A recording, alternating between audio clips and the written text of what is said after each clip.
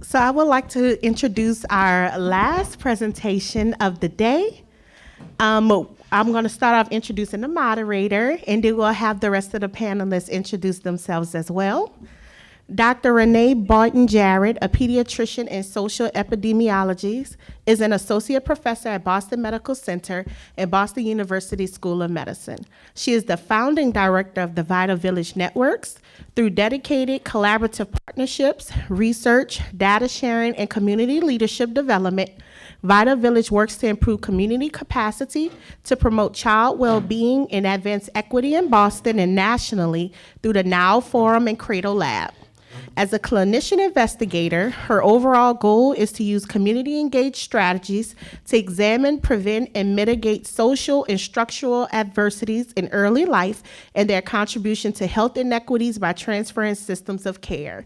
I'd like to welcome our panel from Vital Village Networks, and then we'll hear from the rest of the panelists and have them introduce themselves. Thank you so much. And can everyone hear me, or should I use a microphone?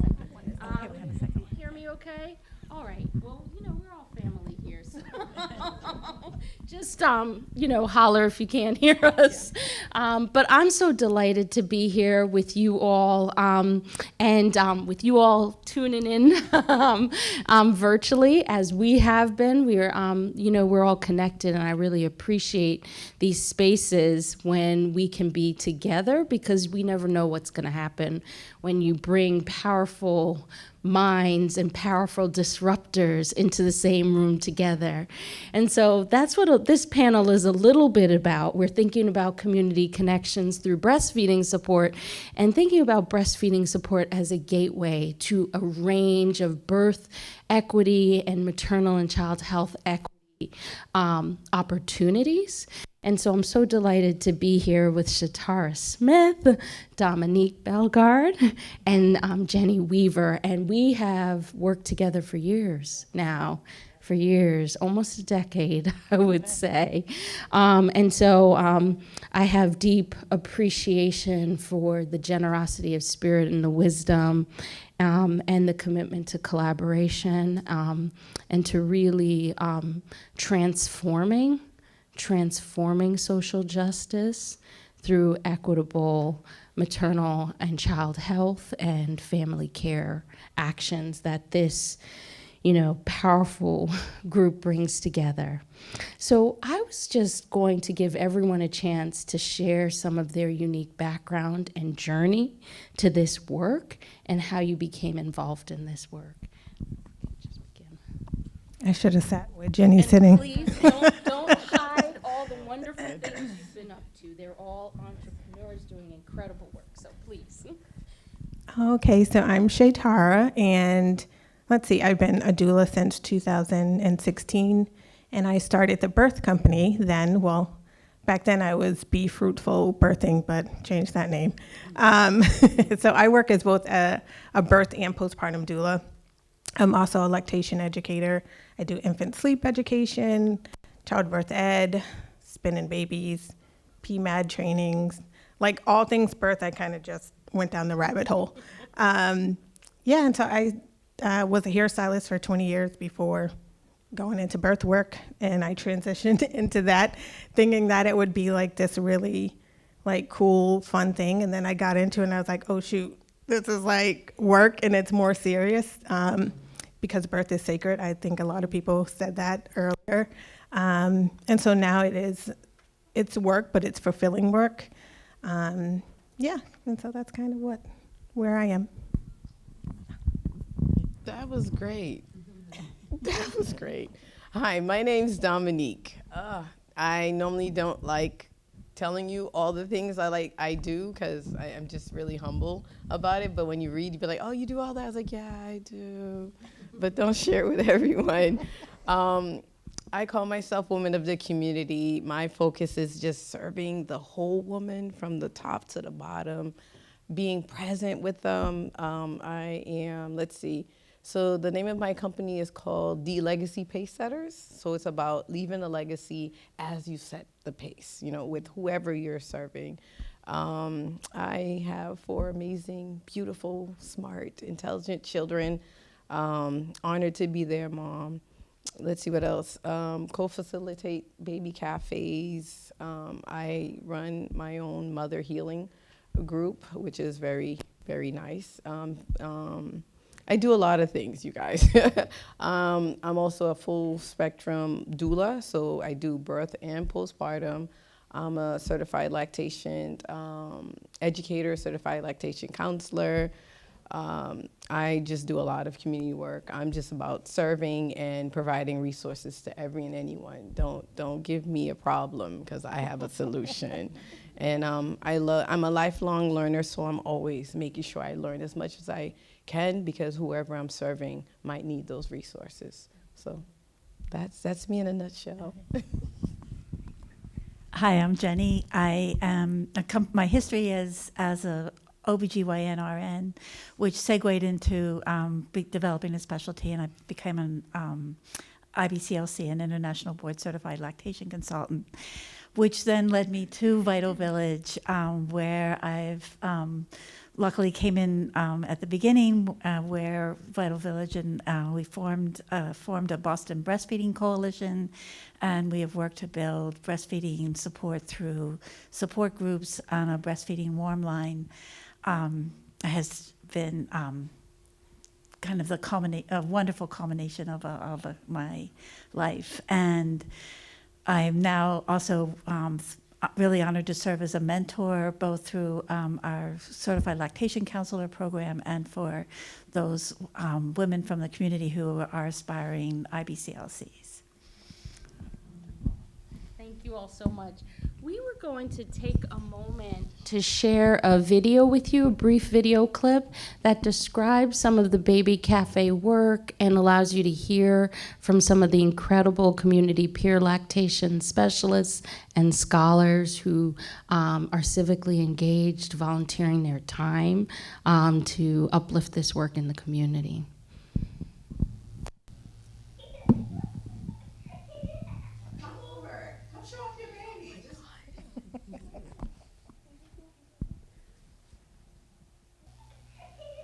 Come over. Come show off your babies. Just relax and let us love up on your baby.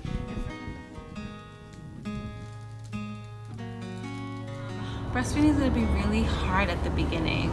Don't be afraid to let people know where you have challenges. My third child killed me. It could have been a frenulum, could have been a lip tie, tongue tie, could have been an improper latch. So she showed me the football hold, the cradle hold, different holds, and she propped the pillow up for me, and from there, I got it. Women actually comfortable breastfeeding in that chair, in this chair, in this chair. They make you feel good about breastfeeding, and they give you advice on how to make lactation cookies and stuff. We are working to build multiple sites for breastfeeding drop-in support in the communities around Boston, Roxbury, Dorchester, Hyde Park, Mattapan, and Boston, South Boston. So come on over to the Baby Cafe here at BMC on the 6th floor of the Yawkey building. Welcome to East T Babies Group. Boston Children's Museum is definitely the place to be.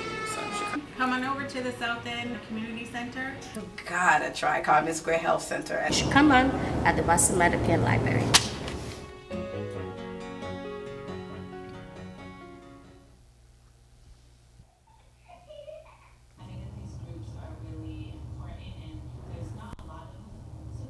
For second-time moms. Wow. That lactation cookie. Thank you. Started coming to the Mattapan Hugs and Play group when CJ was just about 2 weeks old. We encourage mothers to breastfeed if they have any questions, actually, of latching or not producing a lot of milk or any questions at all. We're there to assist them and encourage them on their breastfeeding nursing journey. It's not easy for everyone, so we always try to encourage mothers and parents, sometimes fathers are involved, that they're doing a good job and this is the best thing you can do for your child. And we just try to encourage them with different resources, whether it be breast pumps, whether it be nursing pads, whatever they need to make the journey comfortable for them and their child. So this is what we do at the cafe, alongside with activities, gross motor activities and enrichment activities as well. science, math. We do some reading as well here. Our goal is to provide breastfeeding support for when families need it. Most of the support groups are for first-time moms, and so I was really excited to be able to find this one that I can come and also get some breastfeeding support for my son, Andre. We're here for the support. This is what we do at Mattapan. So you should come on at the Boston Mattapan Library.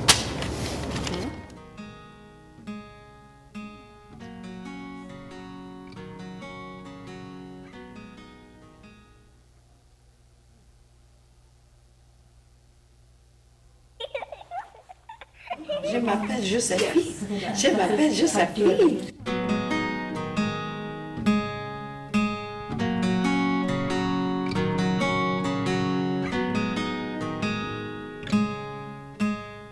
Liana is 12 weeks old, and we started coming when she was about 8 weeks old because we had to stay home for the first 8 weeks of life because she was early, and we wanted to make sure that no germs and all this other stuff. Before her vaccination, we stayed home.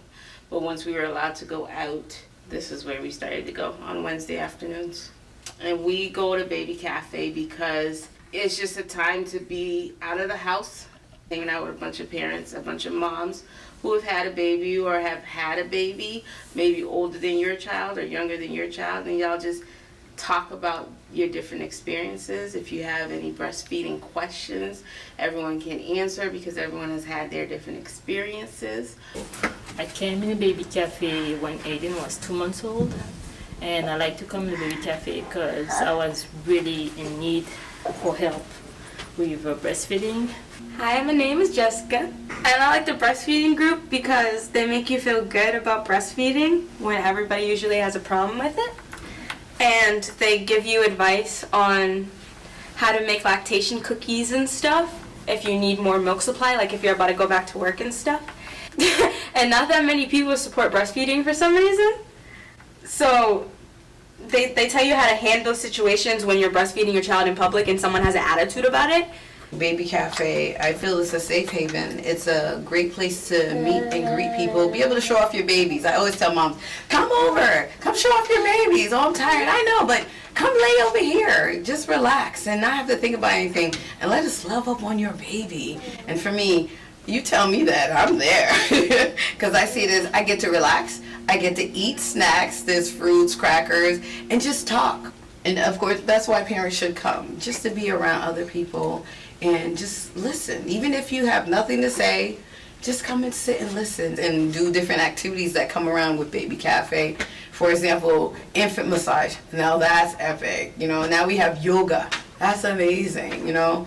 I think there was one time we had one lady who talked about ways to wrap your baby. And it's kind of like we try to bring these mini workshops in to kind of get more families engaged. So if you don't know something, you're gonna learn something from our Baby Cafe. If you're thinking about coming to Baby Cafe, you gotta try Carmen Square Health Center at 637 Washington Street, Mondays from 5 to 6:30, and then on Wednesdays from 2 to 4. You gotta come see what I'm talking about and see if it's for real. Are you ready to come? Will I see you there?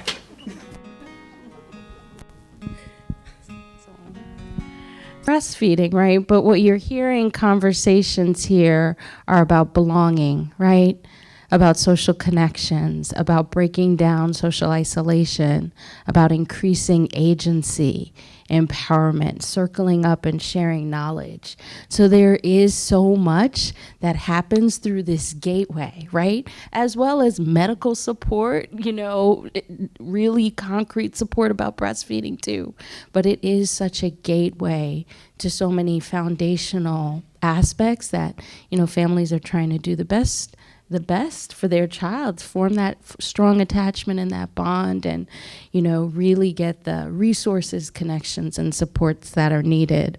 I wanted to mention these videos were filmed by one of our community pure lactation scholars, Dominique Graham, who has a company called Dommy's Blessed. So again, the whole aspect of narrative and storytelling, who's holding the camera, who's telling the story, whose voices are being heard. For us, it's very important that that perspectives and voices of color are centered in that process. And so that's really been incredible. And as you can see, everything was in person. There were no masks. This was taken pre-pandemic. So I wanted to start there with the panel in terms of thinking about some of the unique postpartum challenges that we are seeing at this present phase of the pandemic. And how does this innovative, community-led model help address these challenges? So Shatara, I was wondering if we could begin with you in terms of thinking about family supports and gaps in family supports. I mean, as with everyone, right, isolation was huge. So working with Vital Village and working in my private practice as a postpartum doula, isolation was huge. Boston is kind of filled with transplants too, so people that are coming here for work, or like I had one client that was just passing through, but somehow there was a snowstorm and she got caught here. And so she was here for months. She's from the Dominican Republic. And so her mom was with her, but it was just the two of them. So then I supported her postpartum. And, you know, culturally, there was things to deal with her breastfeeding journey. And unfortunately, she had oversupply, which people want, but it's really not a great thing. So it was navigating that, plus not having the familial support that she was used to in the Dominican Republic, and being here in a foreign country and navigating that whole thing. Yeah, so I think with Vital Village, another person and myself, Edwidge, one of the things that we started was a fourth trimester group. It's kind of still formulating, but this is specifically for the community. So what we do at Vital Village is we really speak to the community and find out what they need. We don't tell them what their needs are. So it's going out to them and saying, what do you need? And then trying to address the need. So that one, what did we do? We did like a pop-up at Franklin Park. And it ended up being a huge success. We had so many people come out with their babies and their families. It was grandparents, it was sisters and cousins. Everyone just came out, and we had food, and everyone just sat out.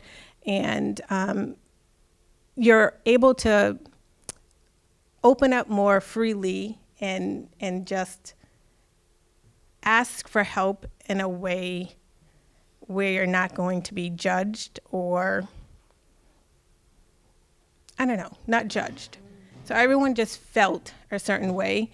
And I think everyone, I mean, I'm preaching to the choir, right? We all do this work, but it's how people feel, and which is going to make whatever journey they want to be on more successful. If they feel heard, if they feel loved, if they feel wanted, and all of the things, they will be more apt to then listen to you and listen to whatever your advice is and whatever your recommendations are. So that was really great. So that's one of the ways that we're trying to address whatever fourth trimester needs there are, because it doesn't stop at birth, right? It's a continuum. Thank you so much, Shatara. Dominique, I was wondering if you might share a little bit about some of the inequities that we are seeing in this phase of the pandemic and how that is playing a role, and what you see some of the connections are to the larger concerns around infant mortality and maternal morbidity. Okay, I wrote mine. During the pandemic, one thing was phenomenal is that we all agreed that we needed a warm line. Like, I think that was the most amazing thing. What is a warm line? Oh, I'm sorry. A warm line is pretty much if you have any, if Shatara is having breastfeeding challenges of any type or needs support, she would either call, email, or text us. And it's kind of like a warm handoff, like, hey, she needs help. And then we would have a handful of people who volunteer that are certified pretty much breastfeeding peer counselors, and of course those who are certified and would also be on the line. And pretty much you'd call, you leave a message, and we get back to you.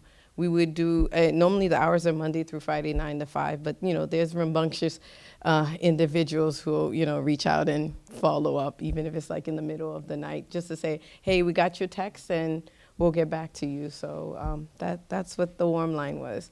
I was just excited that we as a team was like, we want to continue doing this work. And everyone was like, yes. And we was like, how are we going to do it? We're like, we're going to do it somehow. And then, but the agreement that we wanted to continue this work virtually, I was ecstatic. I mean, when we get on screen and talk about this, I just wanted to do flips, because it was like, yes, we're continuing to serve our community. We're continuing to make sure we reach out, because we knew the importance of what it means to, I made the decision to breastfeed and I need help. And we know how that feels, even if you haven't experienced it, just how, when you have an idea and you want to execute, how can you do that if you don't have a team to help you with that? So that's one of them. A few of the challenges, a few of the challenges was that we always said, be patient with tech, be patient with technology, because we were realizing, one, not everyone had phones, right? That became a primary necessity, right? Before we like, throw that phone out. Now we're like, wait, where's my phone? Did someone email me? Did someone text me? It became like part of your right leg. It was a necessity. And not everyone had that. Not everyone had internet. So in some ways we were losing people, right? We were gaining some, the word of mouth, but then we realized like we still had to be at certain places to get people's attention, and that's where, the videos came into place. I'm just very grateful we were in the space and we had the supplies, the tools to be able to do this so well. When I look at these videos and remember us doing them, you just thought it was just, hey, it's just a video. We're just gonna promote it to support others. And then later you're like, oh my goodness, I'm glad we actually did this, because it helped so many people because they were able to connect, So you never know what you're doing for today, how it'll reflect tomorrow and many years later, And I laugh about this and, hide like, oh my goodness, I said all that. But it's like, I really meant that. And it's still true from this day on, So then you had families who didn't know, what is Zoom? What, there's an app? We have to sign in. There was a lot of education we had to do with Zoom. And when we finally got someone on, we became the experts. Mind you, someone else was teaching us, but now it's like, press the unmute button. Or they'd be talking, like, you're still muted. It was just little things. I can't see you. And we became really patient with tech. Like, we were able to connect with people on another level, right? We know this is a vulnerable moment. And then you had one-on-ones where I was able to teach breastfeeding and latching for someone who was in Florida and had to use everyone around. And it just shows you, when you are taught a skill, learn it well, because you don't know how you're going to be able to teach someone else from somewhere else and them still feel validated, right? That I can still do this. I can still meet this goal. So just keep in mind, when you learn something, you learn it well. And she felt happy. I was like, as you're teaching, you're like, yeah, it's my gift. I can do this. And then you're like, how did you feel? I feel good. I was like, oh, nice. We're doing this through Zoom. And her mom was in the background, and the mom was very attentive, just helping. And that was grandma. But then the person I was teaching, she had a moment. She was crying. I was like, it's okay. It's okay. But imagine if we didn't have that access, So that became a new life for people, right? My phone's important now. I can't throw it. I have to have this app, but then I have access. I have access to real people. And if I really wanted to meet them, you can actually come down and meet. And, we figure a way to make it work. Powerful. It never lost on me that sometimes it's holidays that we have calls coming in. I don't think there has been a single holiday that we haven't had a call come in. I wondered, Jenny, if you could share a little bit about the timeline for the warm lines starting. How soon after physical distancing did it start, and on what budget? And also, if you could kind of share a little bit about families who have a child that's been in the neonatal intensive care unit or premature or has kind of a special health condition, and how these opportunities have connected for them. So, we started when everything shut down. It felt so sudden, March of 2020, because as you saw, those groups that we had actually one every day of the week, at least, if not two, and they all just came to a screeching halt. And that was March 9th or something like that. And we had the breastfeeding warm line up and running by the end of March. I think it was. And I think that's what I love about Vital Village and our Boston Breastfeeding Coalition is how quickly everybody just was in agreement, on the same page, and with our fantastic budget of $0, we got it running. We actually over the next year, we spent a lot of meetings finalizing our protocols around it and our process, and figuring out how to orient people, and even just how to logistically run a Google Voice and a Gmail and have people call in. So it was amazing. And what I just also want to say about the warm line was that it also helped bring people to our support groups, because the disadvantage of being on Zoom is nobody knows you're there unless they somehow come across it, versus happening to see us or other people seeing us in person. So the warm line was another way to, if somebody called, they had an issue, they talked to a counselor, and then that counselor could say, and you can come on and join us at the Baby Cafe or the Family Nurturing Center group. And it was great resource to follow up. So it was a wonderful coordination of a warm line, a breastfeeding warm line, and support groups. So we then at the Boston Breastfeeding Coalition, and particularly one of our leaders, Danielle Champagne, became connected with the Boston Medical Center NICU, where they developed a NICU internship, which she took part in. She became she's a mother of 3 preterm babies, and this is her passion and her love, and so. She is now our leader through the warm line in our groups, where we are now connected through now a staff member who is a peer counselor in the NICU, who then refers NICU grads to our breastfeeding Gmail warm line, and we reach out to them and follow up with them. And actually, not we, but Danielle, and we are providing backup and looking to build a team that has expertise in NICU graduates around breastfeeding. So, did I answer all the questions? Yeah. Okay. That was great. That was great. I wanted to shift gears a little bit to start with Dominique, but ask a little bit about how we're starting to see what the impact is of having a community peer lactation support.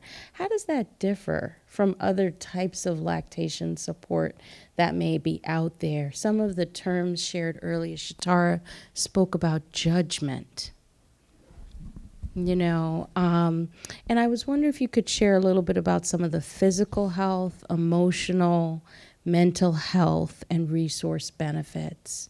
It wasn't lost on me in the video, some of the women shared some societal judgment or opinions around breastfeeding, some from family members as well. So I wondered if we could speak a little bit to some of what we know about benefits and some of what we know about the impact of a community peer. All right. Thank you so much for that question. I wrote this one down, and I definitely want to read that because that one was, I was just typing. I was just like, oh my goodness, I felt that. So I'm going to read it off and make it as genuine as possible. But breastfeeding it may be normal, but not everyone sees it as a natural thing. That's part of us. And as we learn, breast is part of our body, and the purpose is to be able to nurse our child the best way we can. And it's hard when you have those who judge. Our advantage in our spaces is that I always tell people, let me love up on you, because that's what we're here to do, empower you, encourage you, and help you push through whatever we need to tweak. You're doing a great job. But also remind them that this is a no judgment zone. And I say it every time when we meet. And even when families start talking, we say, this is no judgment zone. Tell us how you're really feeling. And that makes them really comfortable. And you notice that because their shoulders relax, right? And sometimes they get teary and you're like, yes, you're in a right place, you know? So that's one of my thoughts. But I always like to share that because I see that and I feel when they relax, I'm like, all right, we got you. You're here. You're going to be that breastfeeding advocate that we're looking for, and never fails, never fails. And I definitely appreciate what we're doing as a community. All right, the impact of the community peer lactation support on families. They understand we are available. We see them where they are. We are capable of supporting them. It's important to support families when they make the decision to serve their families through continuance of skin-to-skin contact, decreased cortisol levels, the infants are able to self-regulate since needs are being met. Families are able to rest and not worry. Families feel reassured there is a team out there that can cheer them on their breastfeeding and motherhood journey. Families are fearful of physical contact based on the worldly news and atmosphere at the time of the pandemic. Fearful of being sick, hospitalized, experienced death, trauma in the hospital, hospitals operations serving families, lack of resources available to families. But just, understanding that these were the challenges. But once they did come into the space of Baby Cafe and knowing that there's a warm line, they felt good. There was a reassurance, Like I said, it feels like a safe haven because you see that everyone has experienced it and they're there to serve you. And the warm, the kindness, the warmness that everyone gives off from their journey, and then just still being able to encourage the families, you could see it.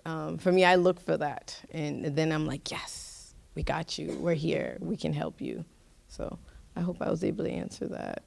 Oh, beautiful. Would anyone else like to add in terms of your perspective on what you're seeing in the lives of families around physical, emotional, mental health benefits? Well, I'll just add to what's different in the peer support is that there's no hierarchy. Mm-hmm. So just off the bat, their guard is down. And the confidence that we have in them kind of transfers over to them. So if they having any doubt or anxiousness, like we already know that they can do this, right? They just need to trust themselves and to gain that confidence. And I think we give that to them. So I think that, again, it goes back to they're more apt to listen when that foundation is there. So that's what's great about the peer-led support. And having that, the majority of the folks that volunteer have breastfed themselves, so then they can give their personal experience. And I know a lot of folks always go to research, but we can't dismiss anecdotal evidence. So we listen to them, and whatever you are telling us is true because that's your story. And so that validation is key too.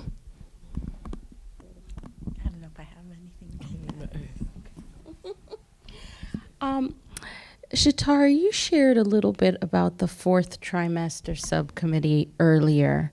I was wondering, could you share more what the idea is around what is a fourth trimester?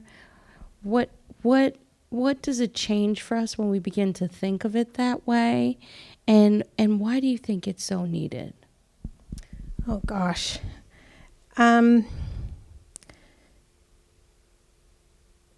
It just doesn't stop at birth.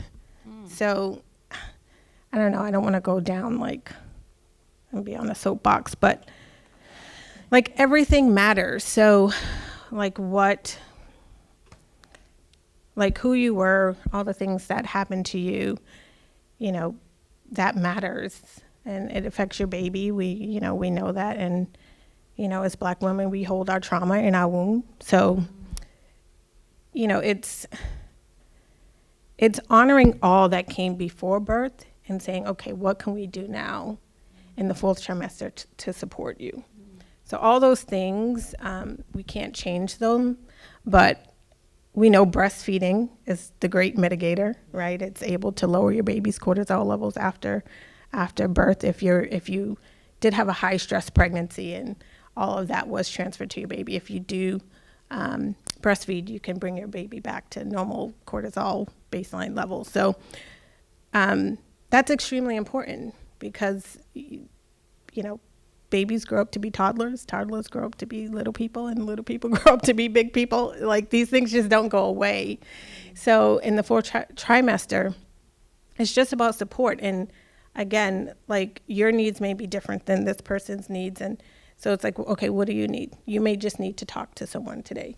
You may need some actual practical support. You may need, you know, to go to the grocery store. You may need some actual resources where some people, it's just emotional support if they don't have that with their family. And just culturally, there's just a lot of unlearning that we need to do, especially around some of our cultural practices that aren't so healthy and are kind of toxic. So it's, you know, being able to, like Dominique always says, she's so gentle, you know, just being able to gently, like, say, no, that ain't it. Like, this is it. But again, being that peer person, you can say that to them versus like a doctor or someone else saying that to them, because it's like, what? Yeah, so that the fourth trimester is just whatever people need. Whatever they need, we got you. I might call it a joy generator. You know, I think about March for Moms. Why does March for Moms have to exist? Why do we have to advocate concern for moms, right? Just think about, although our society should be judged based on how well birthing people and children do in this world. We have to advocate for moms to be seen in this society. And Shatara, you mentioned trauma and where trauma is carried in the body. And a lot of times the birthing experience is going to put you in contact with the healthcare institution, which we know has a lot of institutional racism, has a lot of inequity, a lot of hierarchy. So people go through so many experiences there that can be traumatizing, that can be disempowering, that can harm dignity, dehumanize. You know, I'm a provider. I'm, you know, throw myself right under the bus there because things really need to change. So I think it's beautiful to see the community coming together to acknowledge a space for joy, for healing, for agency, for empowerment. It's really powerful. And also to appreciate that continuity. So much emphasis on like, okay, birth happened, it's done, pack up, get out of the hospital, X, Y. You know, it's a very much a machine. So this seems like a whole different model, which is really powerful. I'm going to turn to our last question before we open up for audience questions. So I know you all have some ideas coming up, so get ready. But I wanted to ask each person on the panel to share more about what's needed What is needed to build a field of community leaders that can support maternal and child health, health for all birthing persons, lactation, doulas, midwifery, community navigation, all those pieces? What is needed, and what innovations are you leading and would you like to see in this area? What would you like people to take away here today? Anyone can begin. Jenny, would you like to start? Yeah, I can start.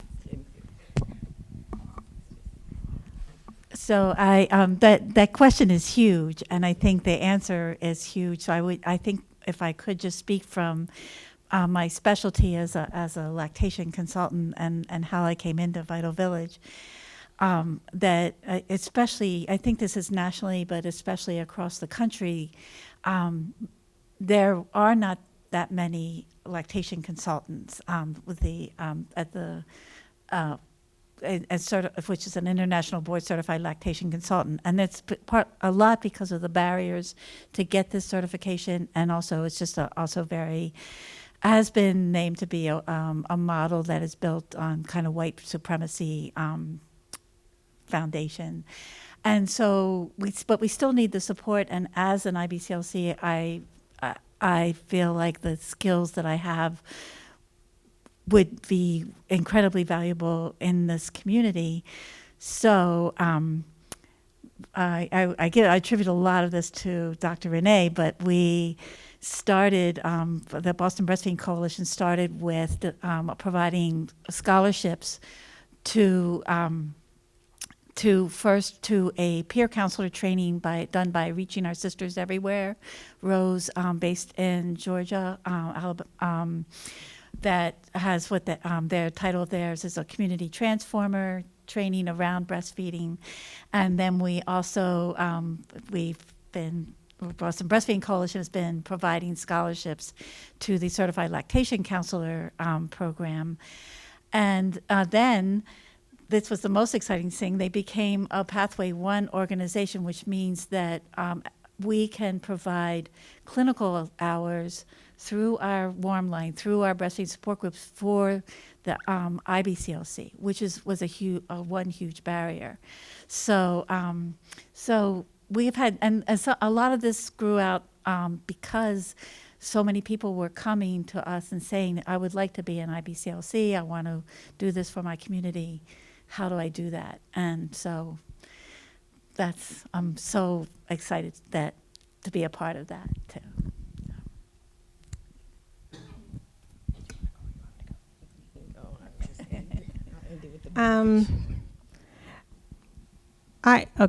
I think there needs to be a true belief that this is a problem. I mean, as you can see, all of the work is being done by those being oppressed, and that shouldn't be our responsibility. We know this to be true, but it needs to be on the system, in the bigger pockets of the system, to change. I mean, we can do all the work, and that's what we're doing, but it's taxing. And for it to be more sustainable, it has to come from higher up, not from the bottom up.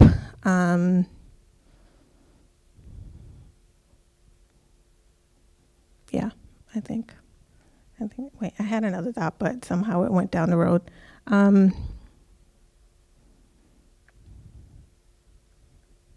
Yeah.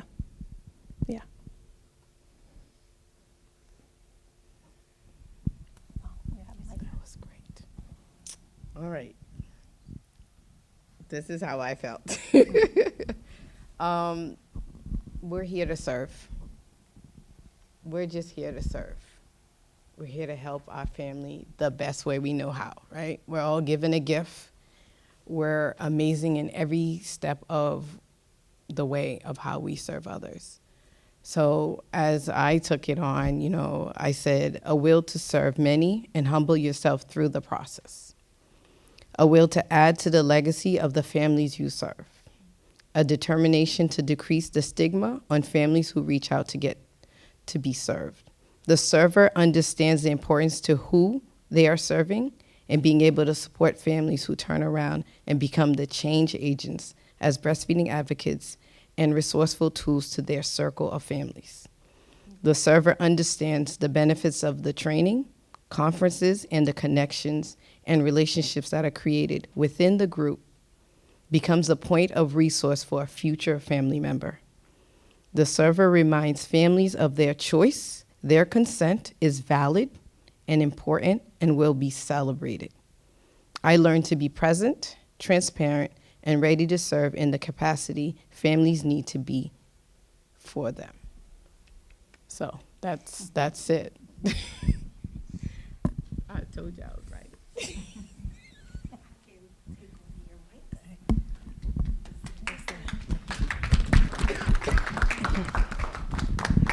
Are there any questions for our panelists?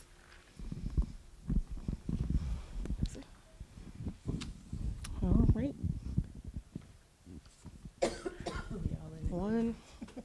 We have about 1 minute. Amen. All right. Look like y'all answered everything. Thank y'all.